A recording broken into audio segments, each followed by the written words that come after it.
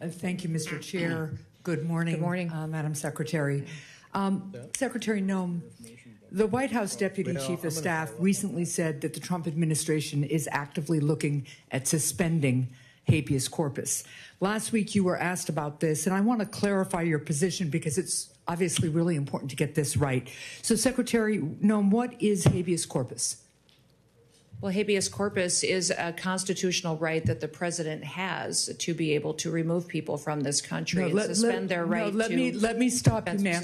Habeas corpus, excuse me, that's incorrect. President Lincoln used it. Excuse me. Habeas corpus is the legal principle that requires that the government provide a public reason for detaining and imprisoning people. If not for that protection, the government could simply arrest people, including American citizens, and hold them indefinitely for no reason.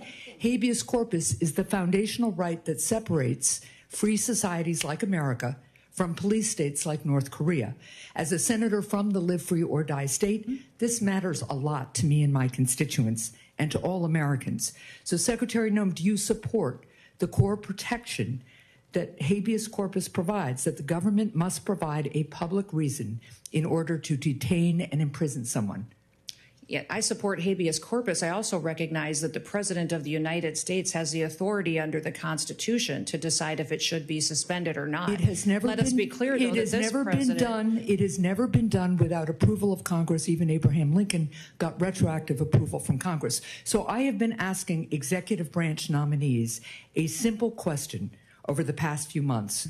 If the president orders them to break the law, I've been asking, will you follow the law or follow the order? I want to ask you a more specific question here.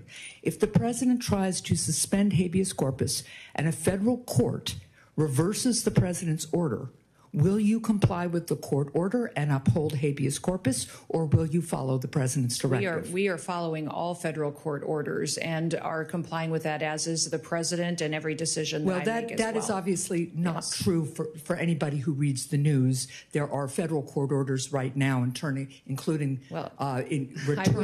returning somebody who was deported mistakenly. But to be clear, this is about a fundamental legal right that ensures that we live in a free society instead of a police state that would have a sham legal system like Russia or North Korea. So I'm glad that you have now committed to following court orders. I'm glad you believe in the basic freedom for Americans if ordered to do so by a court.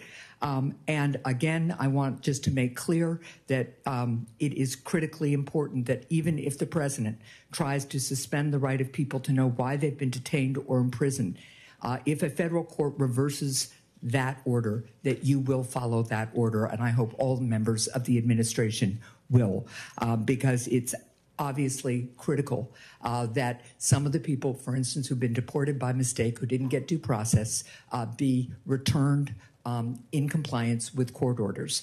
So now, let's move on to another issue.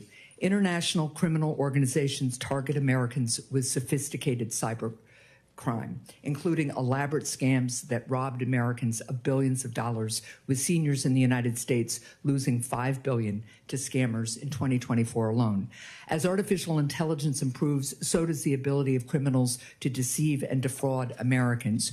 With this new technology, criminals can impersonate loved ones, develop advanced malware, or make more convincing phishing messages. How is DHS working to identify trends in illegal activity and ensure that new AI systems have safeguards in place to prevent their use in criminal activity? Yes, we are working extensively through CISA, but in all of our agencies to make sure that we're going after these criminal, nefarious actors. I would say partnering with private industry is critically important so that we have the insight that we need to really understand the tactics that they use and the advancements in software. The AI ability that they have to adjust and to supersede some of our systems is incredible. And so investing in those systems is important, but also having the knowledge and bringing everybody to the table and breaking down the silos between our agencies and our intelligence agencies is important, so we all have the information that we need to get. Well, and that gets me to one final point and question here, because Senator Peters began to ask about it. There's been recent reporting that indicates that the Chinese government installed remote access to Chinese-made power inverters in the U.S., raising concerns that the Chinese government could try to disable parts of our power grid.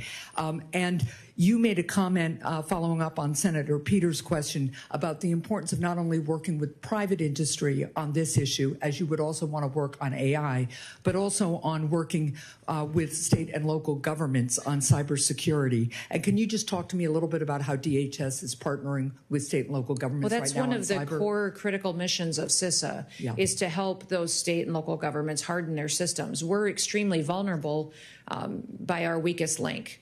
And so when you have a small state that doesn't have the resources it needs to invest in these security operations, then they're vulnerable to attacks and hacking attempts, and they can access our systems. If they have a contract or a system that interfaces with the federal system, it makes us vulnerable as well. So we are responsible for 10 of the 16 critical infrastructures under the Department of Homeland Security, and making sure that China can't come in and shut down our electrical grid, our water systems, things that people rely on every day for their day-to-day lives is very important. So that's why we need these kind of partnerships, is to make sure that we're secure all the way down to our smallest actor that participates. Well, I appreciate that, and I appreciate working more with you on that. Thank you. Thank you.